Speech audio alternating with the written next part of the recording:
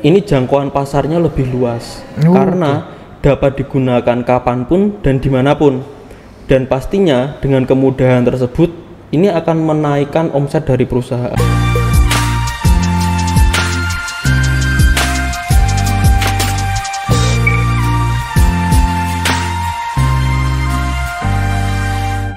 Halo semuanya, kembali lagi bersama saya Anggi Wardawan di podcast Asada Group.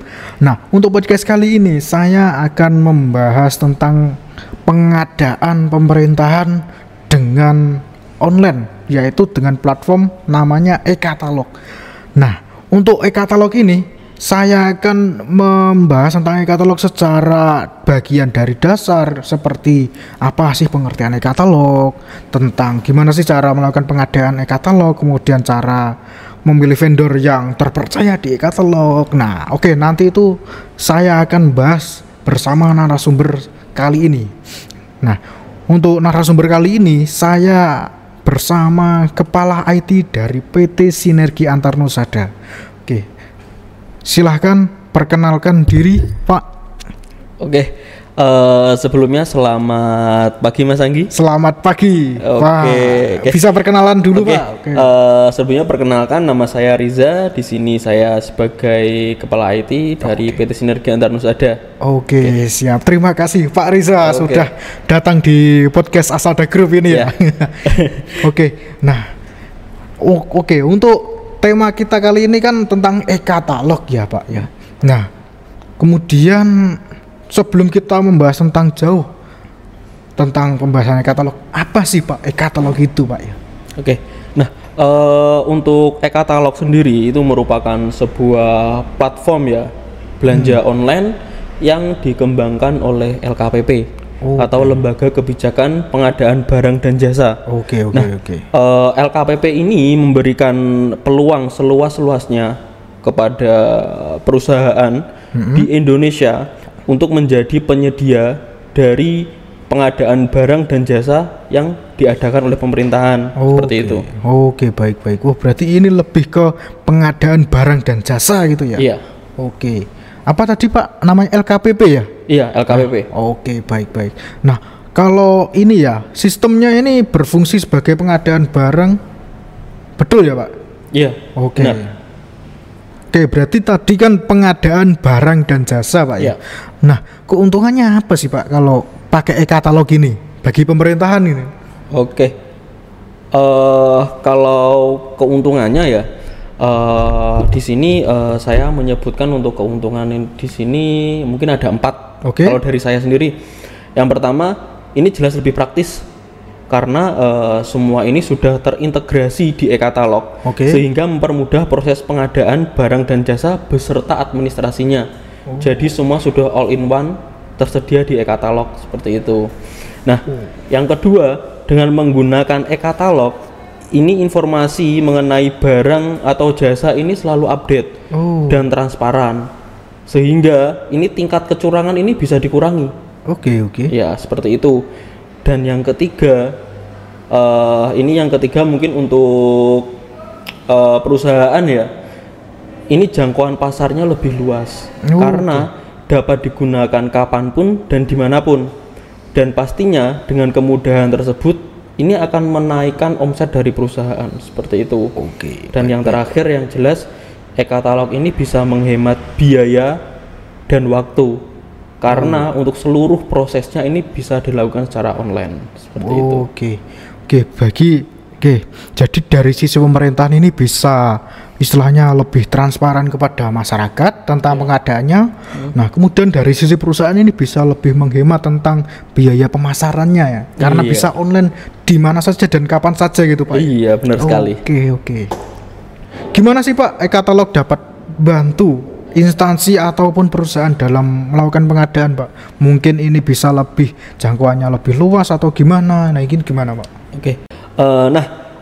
Sebenarnya untuk pengadaan pemerintah ini sudah diatur dalam Perpres nomor 12 tahun 2021, yang mana untuk pengadaan pemerintah ini ada 5 jenis. Nah, yang pertama itu ada e-purchasing, yang kedua ada pengadaan langsung, yang ketiga ada penunjukan langsung, yang keempat ada tender cepat, dan yang kelima ada tender. Seperti itu. Dan di tahun 2023 untuk pengadaan barang dan jasa pemerintah ini wajib dilakukan secara e-purchasing melalui e-katalog. Berarti e-purchasing ini lewatnya hanya e-katalog saja, Pak? Iya, diwajibkan melalui e-katalog untuk pemerintahan, pengadaan barang dan jasa di pemerintahan. Maka dengan peraturan tersebut tentunya ini akan menambah peluang perusahaan untuk ikut serta berpartisipasi dalam pengadaan barang dan jasa pemerintahan seperti itu. Jadi ini peluangnya sangat tinggi sekali sih. Nah tadi kan disebutkan ada 5 ya Pak ya? Iya. Nah yang diwajibkan untuk yang e-purchasing, lalu yang 4 lagi ini kemana Pak?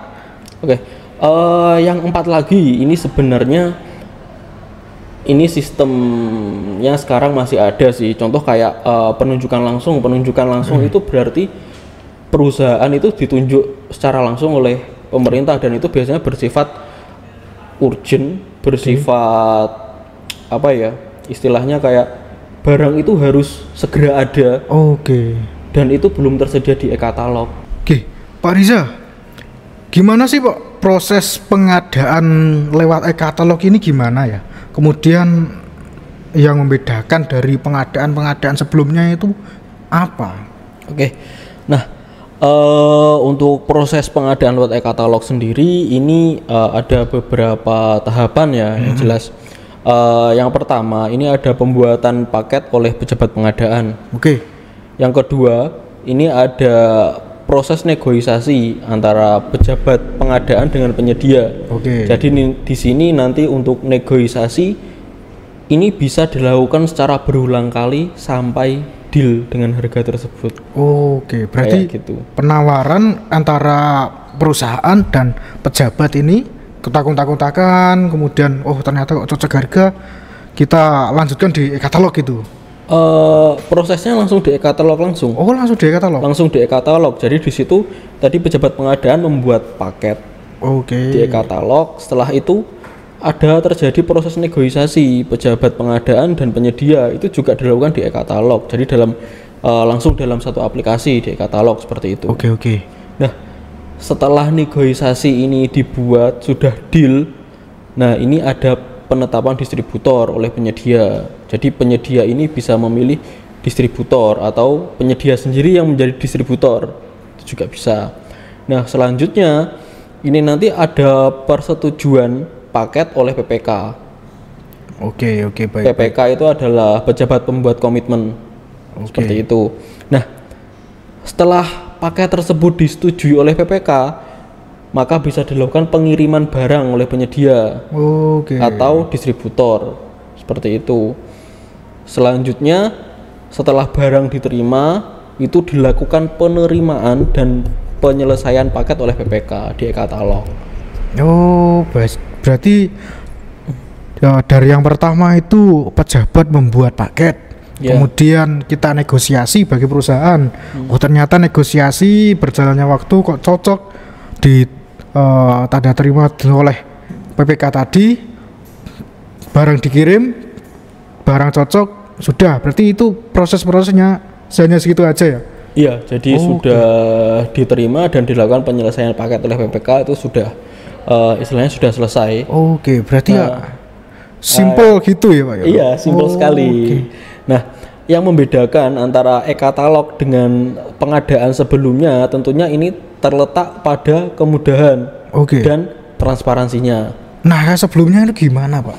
Nah, kalau sebelumnya untuk pengadaan sendiri kan istilahnya biasanya untuk harga juga belum jelas, terus dokumen yang dibutuhkan itu banyak sekali kayak gitu. Nah, kalau lewat e-katalog sendiri ini seluruh proses pengadaan ini bisa dilakukan secara online, sehingga ini gak ada yang namanya dokumen kok banyak sekali kayak gitu, gak ada.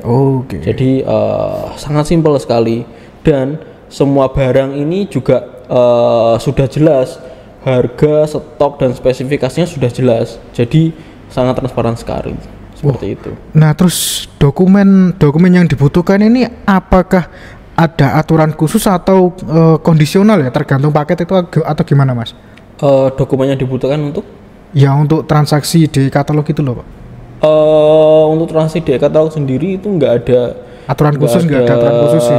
Aturan-aturan khusus sih di situ. Oh, berarti kondisional tergantung paket yang akan digunakan gitu ya? Iya. Oke, baik. Oke, Pak Riza, gimana sih Pak langkah-langkah agar perusahaan itu bisa ngikuti, ternyata di sana ada pengadaan di instansi ini. Nah, lewat e-katalog tentunya. Nah, ini cara perusahaan biar bisa ngikuti ini gimana Pak? Oke. Nah, untuk menjadi penyedia di e-katalog ini sekarang tahapannya sudah sangat mudah sekali ya. Oke. Jadi yang pertama ini kita hanya perlu membuat akun SPSE. Akun SPSE. Ya, SPSE itu adalah sistem pengadaan secara elektronik. Oke, baik. Di LPSE terdekat. Di LPSE terdekat. Ya, di LPSE terdekat. Atau kita juga bisa membuatnya di website LPSE langsung. Kita juga bisa. Kayak gitu. Nah, yang kedua, setelah akun SPSE ini dibuat, kita bisa melakukan pendaftaran di SIKAP. SIKAP itu Sistem Informasi Kinerja Penyedia, melalui website sikap.lkpp.go.id. Jadi setelah itu tadi kita sudah dapat akun-akunnya, kita sudah dapat. Selanjutnya kita bisa langsung akses e-katalog dengan akun tersebut. Akunnya ini bisa berapa lama Pak prosesnya? 1 hari jadi atau nunggu beberapa hari gitu? 1 hari jadi sih. Satu hari jadi sih. Jadi kita sudah bisa login di e-katalog, bisa langsung upload produk di situ. Sebagai penyedia. Sebagai penyedia. Oke, baik. Pak Riza, nah di e-katalog kan banyak banget ya penyedia ya.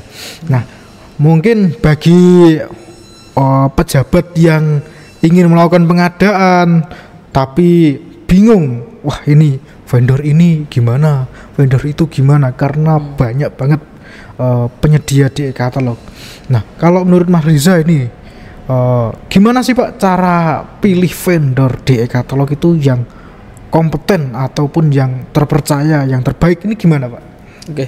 Nah, kalau untuk tips dari saya sendiri ya untuk memilih penyedia yang terpercaya di e-katalog, ini yang pertama kita harus memastikan dulu antara foto dan spesifikasi produk yang tersedia di e-katalog ini sudah sesuai. Nah, kadang ini kita jumpai antara foto dan spesifikasi itu berbeda. Banyak sekali itu saya lihat di e-katalog kayak gitu.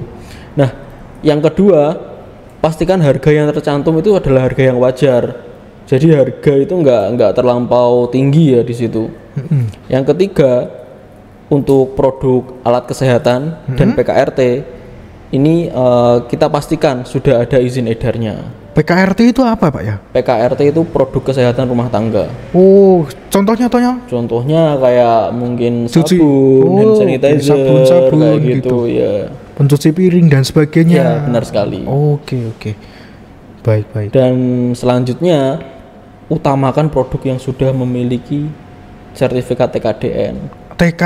Apa tuh Pak TKDN? TKDN itu tingkat kandungan dalam negeri ya. Jadi produk-produk yang dibuat di Indonesia yang mempunyai tingkat kandungan dalam negeri itu tinggi. Tinggi ini gimana Pak? Kalau dari pemerintahan sendiri itu menganjurkan 40% minimal. Berarti standar tinggi itu melakukan persentase gitu ya? Iya. Semakin besar persentasenya semakin direkomendasikan gitu? Iya, semakin direkomendasikan. Minimal 40% sih. Minimal 40%. Ya. Katakanlah ada suatu instansi pemerintahan ya, ini membutuhkan suatu barang ya, tapi barang tersebut tidak ada di e-katalog Pak.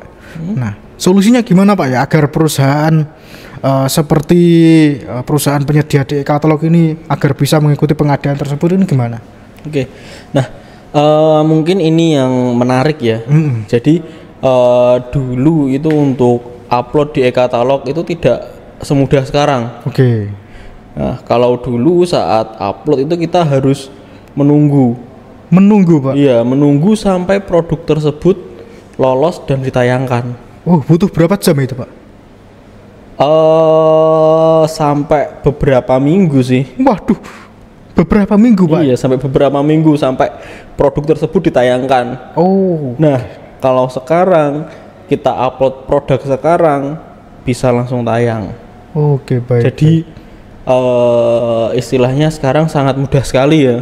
Nah, jadi jika kasusnya seperti tadi, mungkin jika ada produk yang tidak terdapat di e-katalog, ini kita bisa langsung upload. Jadi produk tersebut bisa langsung tayang di e-katalog seperti itu. Oke, baik. Nah, mungkin karena itu juga ya. Jadi produk yang kami tayangkan di e-katalog itu juga sangat banyak sekali. Iya. Nah, istilahnya kalau di kami istilah gaulnya ya ada palu gada. Palu gada. Apa lu mau gue ada. Nah, kayak gitu. Jadi siap. Mulai dari produk medis maupun non medis sampai ikan pun kami ada di katalog. sampai ikan nih iya. Pak Riza, dalam melakukan pengadaan barang di e-katalog, resiko atau tantangannya itu apa aja ya Pak ya? Oke, kalau bicara soal tantangan ya, iya. Nah, tantangan yang pertama mungkin di sini yang pertama kita harus memastikan dulu antara KBLI yang kita miliki ini sudah sesuai dengan persyaratan yang ada di etalase yang ada di e-katalog tersebut. Jadi kalau di e-katalog ini kita nyebutnya etalase. Oke. Ya, seperti itu. Nah, yang kedua, ini kadang itu ada pejabat pengadaan itu kesulitan dalam menemukan produk perusahaan kami. Karena itu dikarenakan banyaknya produk yang terdapat di e-katalog. Jadi pejabat itu sulit menemukan barang perusahaan kami. Oke. Seperti itu. Nah, yang ketiga, ini seringnya ada produsen atau kompetitor ini yang melaporkan produk yang telah diupload. Seperti itu. Berarti itu mungkin tantangannya. Oh, berarti itu saling lapor gitu Pak? Iya. Oke. Nah, terus gimana Pak mengatasi masalah tadi? Gimana solusinya itu gimana Pak? Kalau untuk solusi sendiri ya, jadi yang pertama tadi untuk KBLI. Jadi kalau untuk KBLI misalkan KBLI kita itu belum sesuai. Nah, kita bisa menambahkan KBLI di OSS atau Online Single Submission. Oke, baik. Dan kemudian dari OSS diintegrasikan ke Sikap. Selanjutnya dari Sikap akan diintegrasikan ke e-katalog seperti itu. Nah, jadi yang harus mungkin yang harus diperhatikan ya, untuk KBLI ini antara KBLI 46 atau perdagangan besar dan KBLI 47 atau perdagangan kecil ini nggak bisa dijadikan satu. Oh, berarti satu perusahaan itu harus pilih antara 46 atau 47 gitu? Iya, harus milih salah satu. Jadi nggak bisa jadi satu. Nah, makanya dengan hal tersebut kita harus lebih berhati-hati dalam memilih KBLI apakah tujuannya ke 46 atau 47 kayak gitu. Jadi nggak bisa dijadikan satu. Nah, yang kedua tadi pejabat sulit menemukan produk perusahaan kami. Nah, itu di situ kami mengakali. Jadi untuk pejabat pengadaan yang kesulitan menemukan produk, biasanya kami langsung memberikan link.